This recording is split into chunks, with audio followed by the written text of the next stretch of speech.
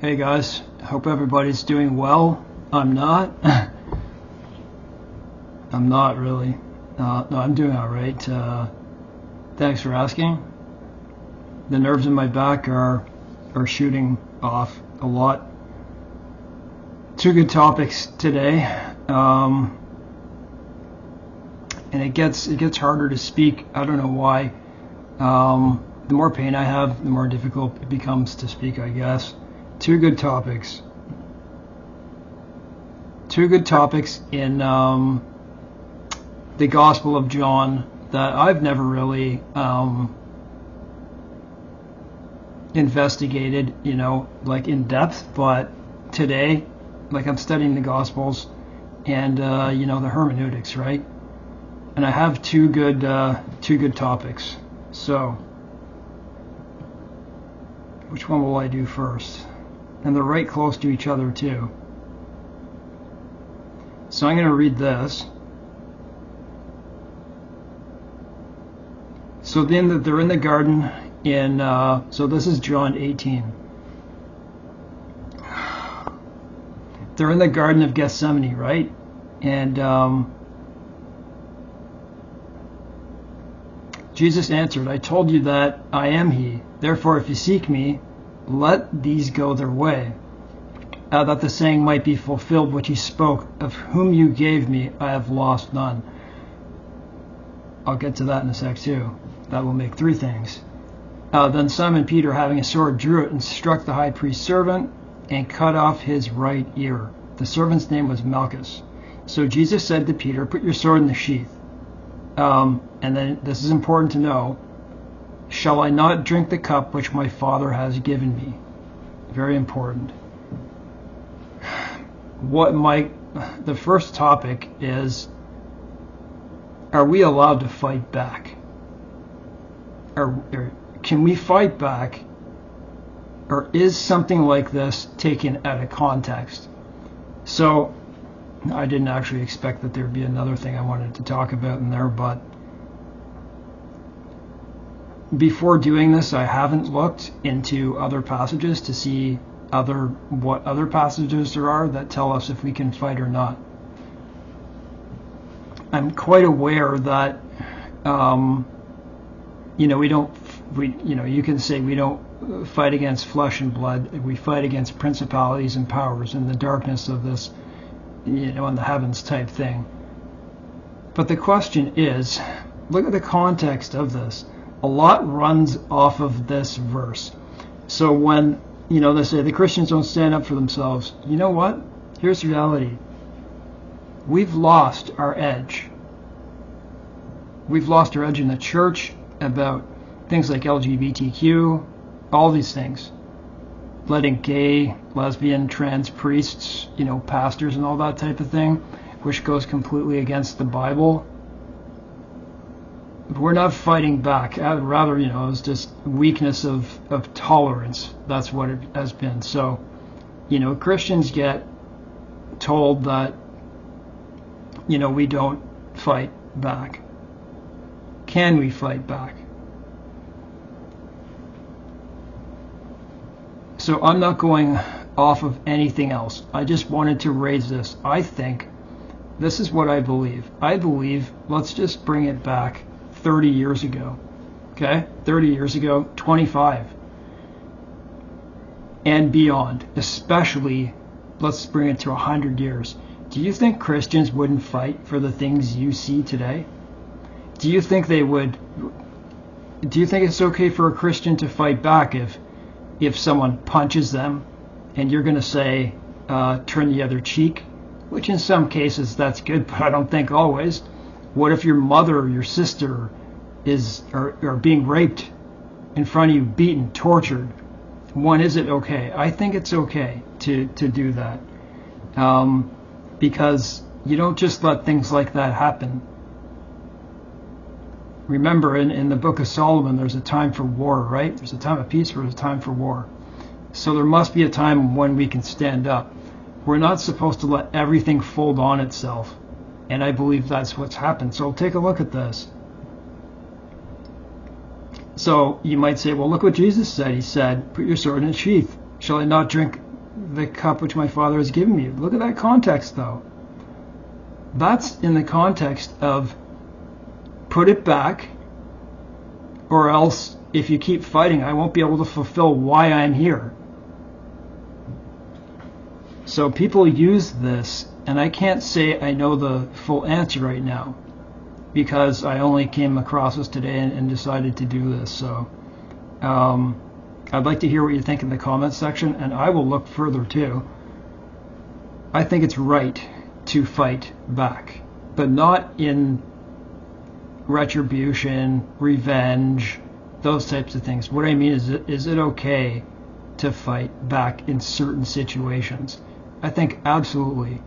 Or what if a robber comes to your house? Here, open the door. Yeah, take this and take that. I don't think that's the way. Let me take some water here.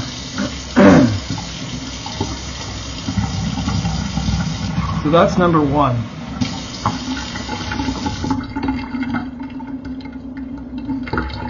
I didn't expect to do this because I came across this and I had to look it up. You know, when you're looking through scripture, so like I wake up, I read the Bible, say for an hour. I do that every morning.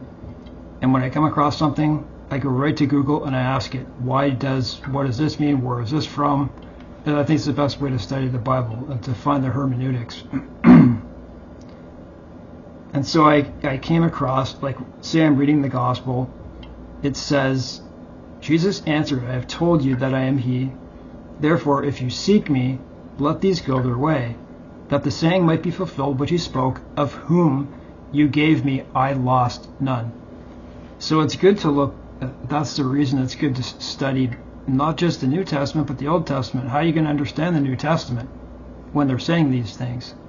And so I looked, and although I don't have it open, I do remember what it says. From what I looked, a lot of people were having trouble where that was from, and they said it was actually fulfilled in John 6. They're saying it wasn't something from another book. And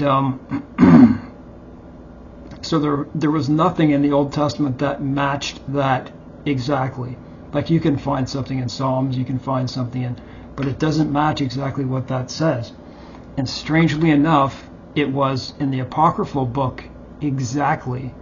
And I don't have the exact verse, but that's exactly what it says. Of those whom you gave me, I have lost none. It was Esdras. Is that how you pronounce it? I don't even remember what that book is about, but it's in there. Look that up. Second, I hope I pronounced that right. Let me take some water here, and I'm going to get into the next topic. Of those whom you gave me, I have lost none. Esdras.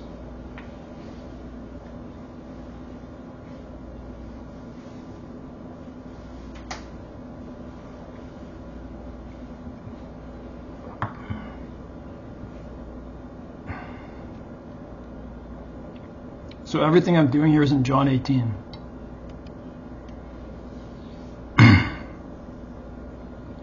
So that goes to show that the Apocrypha has some value.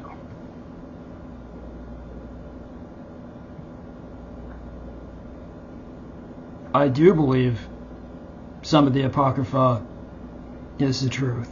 I read all through Enoch. I don't know what it was. It was like 100 chapters, or there was like 91 chapters. That's what it was. I think it may have been 91.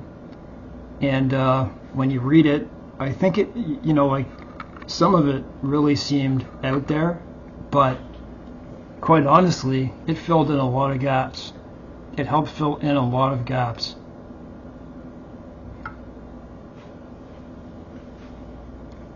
I don't feel I need those books to be saved. That's a good point, isn't it? I don't need those books to be saved. I think the King James, New King James, I think the New and Old Testament are good enough. But it is helpful to know some things. Okay, so sorry, I'm trying to take a break.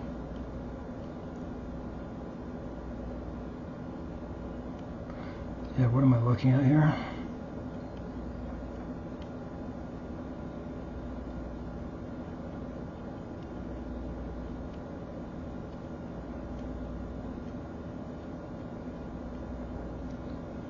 Okay, and I'm going to read the hermeneutics of this. It's a good. There's some good places to look when you don't understand things, and you get like a variety of different answers.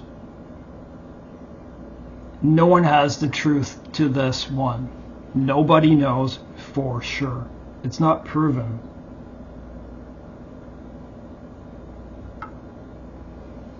Okay, let's read here from verse 14 in John 18.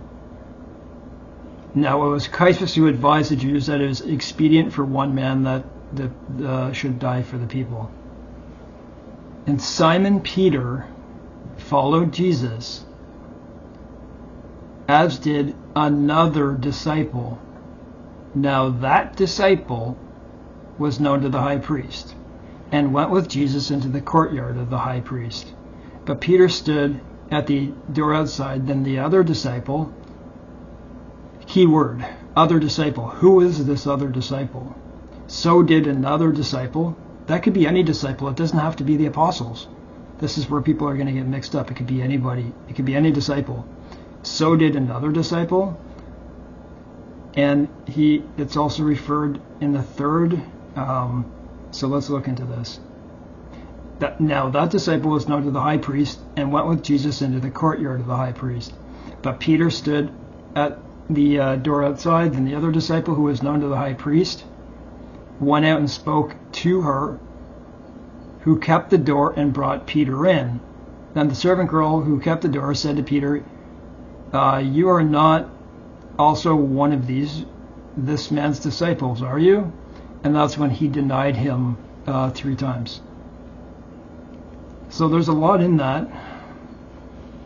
And I'm going to read the hermeneutics. I'm having real problems with my back. It really hurts, guys. I've been trying to incorporate workout back in, as it advises when you put your back out. And all it's doing is causing problems. Like, I go to bed last night, I felt just fine. I woke up and it's just there. Like, so when I look at this, I'm like, first it says, so we know it says,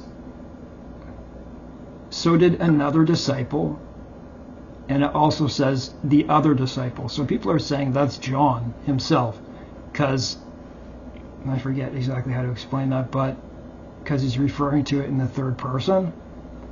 But it's not that obvious, because another disciple doesn't have to be the apostles.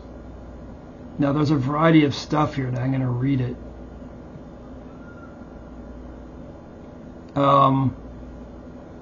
If I remember, because of my pain, I'll leave in, I usually find good answers on biblical hermeneutics, Stack Exchange. I'm finding that's good. Okay, I'm going to read this and I'm going to end the video.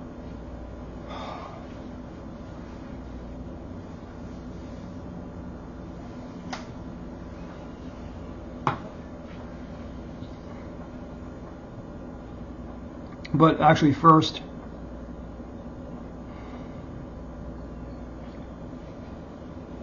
how is that person in already? How are they in the courtyard already? You might say it was John. John didn't have a Galilean accent, so it could have had to do with accent. It could have been Judas Iscariot, because Judas was known to the high priest. John wasn't known to the high priest, so that's why people say it isn't him. This is, very debated. So, the third person reference has led numerous commentators to conclude that the other disciple and the disciple whom Jesus loved are one and the same. For example, this was their view of Jerome C. Clark's commentary. But other possibilities have been proposed as well. I don't think John was known to the high priest. We can't know that, but it certainly doesn't show that. I've seen suggestions ranging anywhere from Mary Magdalene to Judas Iscariot. This question isn't asking who the disciple whom Jesus loved is, though you're welcome to suggest they are the same person if that's your view. But please explain why. My question is, who is the other disciple, and whether or not his being known. Yeah, why doesn't he say the disciple that Jesus loved was there, if that's how he refers to himself in the Gospel of John? And whether or not his being known to the high priest tells us anything about him, that's pretty good. So let's see the answers. There's 5 answers. So these are different perspectives. It is significant that in the Gospel of John, John never names himself. His name doesn't appear at all in the Gospel. Despite being one of the most prominent disciples and part of Jesus' inner circle of Peter, James, and John, that's bad of Jesus to do that. Just an inner circle? I'm just kidding. He always refers to himself in the third person, the cool crowd, as either that other disciple or another disciple, or the one whom Jesus loved. Note that a simple comparison of John 21:20 with the other gospel shows that the other disciple is definitely John. You know, one person says it's definitely, you never know the answer. Another disciple generally supposed to have been John himself, it being the manner of this evangelist to speak of himself in the third person. This is just another disciple, not improbably John. Some critics, however, have supposed that this disciple was one who dwelt at Jerusalem, and who, not being a Galilean, could enter the palace without suspicion. John, however, mentions the circumstances of his being known to them to show us why it was that he wasn't questioned as Peter was.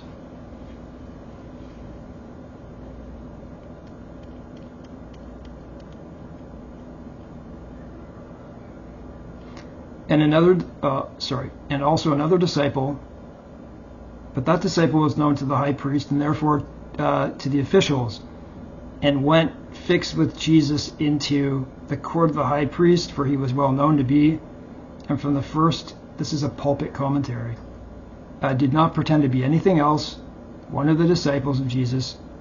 From the known habit of the evangelist in other places, the vast majority of commentators at once conclude that the writer designates himself by this reference. They're speaking about John. So let's move on to another one. I got so much pain in my neck and back. The other disciple is this is another one, is very likely to be Judas Iscariot instead of John. Reason 1, Judas is the only disciple from south, not Galilee. Reason 2, Judas is known to the high priest because he and the high priest gave agreement beforehand for 30 pieces of silver. He doesn't seem to care about the arrest of Jesus and is not with Peter always as John used to be. In the Passion of the Christ, they show it being Judas. Like he's like hiding and looking. Remember that devil, or that demon?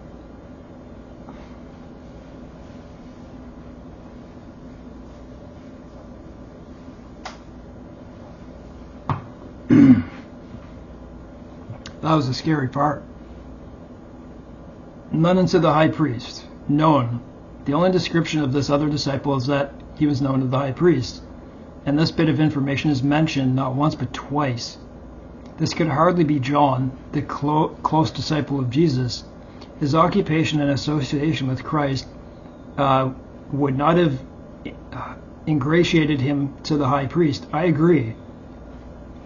And there were many other disciples of Jesus than the 12. We recall that Nicodemus was a disciple by night, and he was ruler of the Jews. That's a good point. He could have easily let him in. And Jesus called himself a master of Israel. Nicodemus. He would have had access to the high priest. And then there was Joseph of Arimathea, who had access to the powers that be in Jerusalem. Pontius Pilate, Roman procurator. He may have also known the high priest. Remember how rich they were and how, I think that's why Jesus came at that time, because they were so corrupt, just like now. He may have also known the high priest from business dealings with the upper class. In Luke's gospel, he is called a counselor who had not consented to the deed, Joseph of Arimathea. This wording definitely implies that he was in the company of the rulers, perhaps even the Sanhedrin. He's called very rich, so there is no doubt he would be known by the priest aristocracy. I submit these men for your consideration as the identity. No one's going to know. We'll never know. Some scholars suggest the author of the book of John to be Lazarus, the author. My question concerns verses 15 to 16 of the 18th chapter, i.e. another disciple was known to the high priest. Some have said that can't be because I thought weren't they trying to kill Lazarus? And they were. That can't be him. I'm going to keep going. Yeah, another person says that right after. So that's it. Very interesting. You never know what you're going to come across, and yeah. So, anyways, I hope everyone's doing well. I'm going to shut this off because I'm in a lot of pain. I hope that was interesting to you. Oh yes. I haven't. I can't remember if I edited it or not. I don't think I have, but it may be out tonight. And there's an interesting video I'm going to put out. Don't worry, there's not a lot. Like I'm not talking a lot first, but it's a Muslim view of 40 scary signs of the end times. And so this is a Muslim channel that I got this from, but I wanted to show you guys a parallel of ours. And not only that, I actually found it quite interesting because the things that they're saying are happening. And so, it's not like I'm trying to endorse it or anything. It's to show you the view of what's happening in our world. And there are still good people out there that are Muslim. And, we can only pray that people who are under Islam come to Christ, because the other way is not good. You know what the other way is. So I think it's always good to say one prayer for one person, because you never know, that one prayer may turn, that prayer goes to Yahweh, goes to Jesus Christ. And he decides, are we going to listen to this prayer and turn one person? You may be walking in heaven later, and that person will walk up to you. There's a reason why we're able to pray. So thanks for watching this video, guys.